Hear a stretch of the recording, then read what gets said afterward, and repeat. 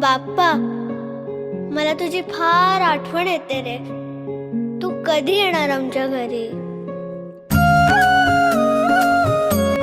देवा तुझ्याच साठी उघडून दार, वाट पाहून झाली फार.